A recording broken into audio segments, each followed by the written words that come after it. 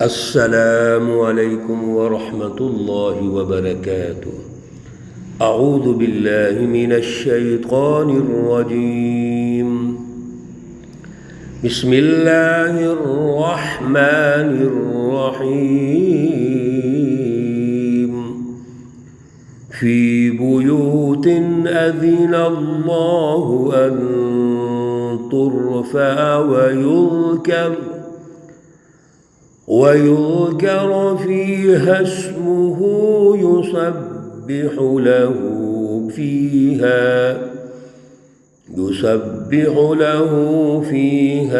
بالغدو والآصال۔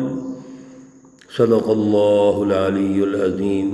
اللہم صل علی سیدنا ومولانا محمد النبی الأمی وعلى آلہ واصحابہ وبارک وسلم علیہ۔ معزز سامعین و سامعات، گزشتہ درس میں آیت مقدسہ نمبر 35 میں گزارش کی تھی کہ اس رکوع اور پھر اس آیت مقدسہ سے اللہ رب العزت نے اپنی پہچان کروائی ہے، اپنا تعارف کروایا ہے۔ اللہ نور السماوات والارض، اور یہاں سے یہ بات واضح ہو جاتی ہے کہ اس کائنات کا جو مرکز ہے وہ اللہ ہے۔ قرآن پاک میں اللہ رب العزت نے اور جگہوں پر بھی اس طرح ارشاد فرمایا، للہ ملک السماوات والارض، آسمانوں اور زمینوں کی جو بادشاہت ہے وہ اللہ کے لیے ہے۔ اور دیگر آیات میں بھی اللہ رب العزت نے اس کائنات کی ملکیت، آسمان و زمین کی ملکیت، حاکمیت، یہ سب اپنے ساتھ خاص رکھی ہے۔ اس لیے اس نقطے کو سمجھ لیجئے کہ آسمانوں اور زمین اور جو کچھ اس میں ہے، وما بینہم، سب اللہ کی ملکیت میں ہے۔ اللہ ہی اس کے حقیقی مالک ہے، وہی آل ان آل ہے، وہی خود مختار ہے۔ اور اس نقطے سے جو نتیجہ ہمیں سمجھنا ہے آج کے دور میں اور قیامت تک کے لیے، اور تاریخی طور پر جب سے یہ کائنات بنی ہے، کہ اللہ رب العزت ہی مالک اور حاکم ہے، رب الناس، مالک الناس، الہ الناس۔ اس لیے اللہ ہی کی رٹ ہونی چاہیے۔ آسمانوں زمین کا جو نور اللہ ہے وہ اس شکل میں ہوگا جب اس آسمان اور زمین سے فائدہ پوری کائنات اٹھائے گی، پوری انسانیت اٹھائے گی۔ اللہ نے ساری مخلوقات پیدا کی ہے، اور پھر انسانوں کو بھی اللہ نے پیدا کیا، اور اللہ رب العزت نے اس آسمان اور زمین میں انسانوں کے وسائل رکھے ہیں۔ میرے عزیزو دوستو، جب تک اللہ کے وسائل، اللہ کی نعمتیں ساری انسانیت تک نہیں پہنچتی، اللہ کا نور کیسے ثابت کریں گے آپ؟ یہ اللہ کا نور عجیب ہے۔ اللہ کہتے ہیں نور السماوات والارض، اور زمین پہ رہنے والے کچھ طبقے مافیا بن کر اللہ کے وسائل پر قبضہ کر کے مالدار اور نفسانی خواہشات غالب کر کے نفس پرستی، سرمایہ پرستی پیدا کر کے وہ خربوں کے مالک بن جائیں، اور اللہ رب العزت کی جو کثیر مخلوق ہے، 80% لوگ بنیادی وسائل سے محروم ہو، بنیادی حقوق سے محروم ہو، بنیادی معاشی نعمتوں سے محروم ہوں۔ انہوں نے کیسے اللہ کی پہچان پیدا کرنی ہے؟ اللہ کی پہچان عدل میں ہے، اللہ کی پہچان حقوق کو غالب کرنے میں ہے، اللہ کی پہچان انسانی حقوق ان کی دہلیز تک پہنچیں اور ملیں، یہ اللہ کی پہچان ہے۔ اللہ الخلق عیال اللہ، ساری مخلوق اللہ کا کنب ہے، اللہ کسی میں فرق ہی نہیں کرنا چاہتے۔ اللہ کے پاس تو اتنا کچھ ہے، اتنے خزانے ہیں۔ حدیث قدسی ہے، اللہ فرماتے ہیں کہ میرے اتنے خزانے ہیں، اتنے خزانے ہیں، ساری دنیا قیامت تک استعمال کرے تو اگر ایک انسان ایک سوئی کسی سمندر میں ڈالے اور سمندر میں ڈال کر وہ سوئی باہر نکالے تو کتنا پانی اس کو لگے گا؟ اس کے نکے کو، سوئی کے نکے کو کتنا پانی لگے گا؟ اللہ فرماتے ہیں میرے وسائل میں اتنی بھی کمی نہیں آ سکتی، اتنے بے شمار وسائل ہیں۔ پھر ہم اللہ کے وسائل سے محروم ہو کر اللہ کی کیسے پہچان پیدا کر لیں گے؟ ضروری یہ ہے، اللہ نور ہے آسمانوں اور زمینوں کا، تو اللہ کے وسائل سب تک پہنچے، ساری مخلوقات تک پہنچے۔ اب اللہ سے جڑنے کا کیا طریقہ کار ہے؟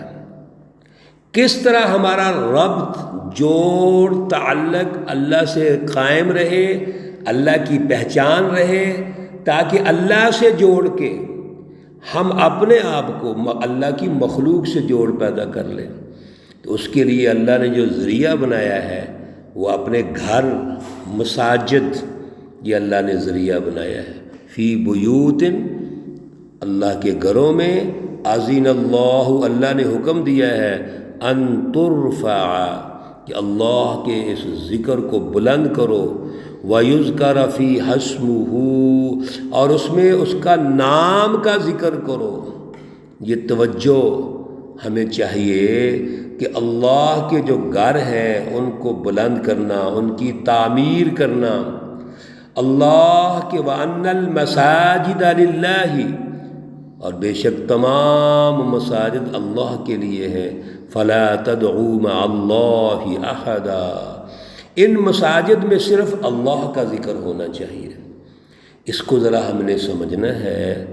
دور حاضر میں بھی آج مساجد کی تعمیر پر توجہ دی جاتی ہے، ضرور دینی چاہیے، اللہ کا حکم ہے اور رسول اللہ صلی اللہ علیہ وسلم کا بھی حکم ہے۔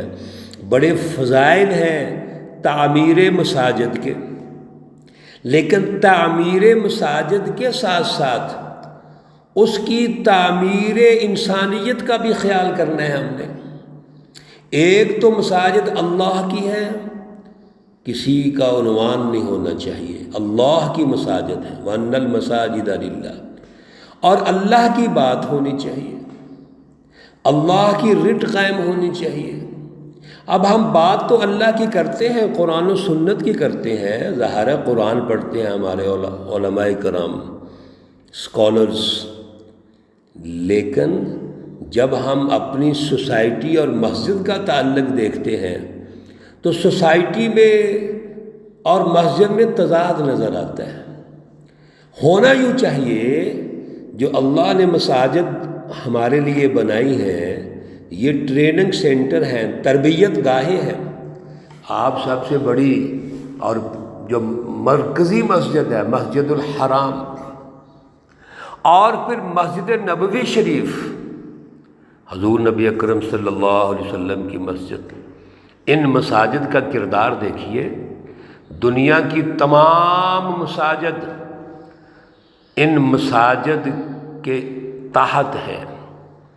حضرت مولانا الیاس دہلوی صاحب فرماتے ہیں کہ ساری مساجد مسجد نبوی کی بیٹیاں ہیں، یعنی جو کردار مسجد نبوی کا ہے، حضور نبی اکرم صلی اللہ علیہ وسلم نے ہماری تربیت کی، ہمیں سکھایا، وہی کردار مسجد الحرام کا ہے۔ اور پھر ان دونوں مساجد کے تحت پوری دنیا کا کردار ہونا چاہیے۔ وہ کیا ہے؟ اللہ کی رٹ کو قائم کرنا، فلا تدعوا مع اللہ احدا، اللہ کے علاوہ کسی کی غلامی جائز نہیں، اللہ کے علاوہ کسی کی حاکمیت جائز نہیں ہے، اللہ رب العزت کے علاوہ کوئی رب نہیں، کوئی مالک نہیں، کوئی الہ نہیں ہے۔ پھر اس کے نتیجے میں جو دنیا میں نظام قائم ہوگا، مسجد سے ٹریننگ حاصل کر کے جو بازار قائم ہوگا وہ عدل پر ہوگا، وہ مساوات پہ ہوگا، انسانی حقوق کی پاسداری پہ ہوگا۔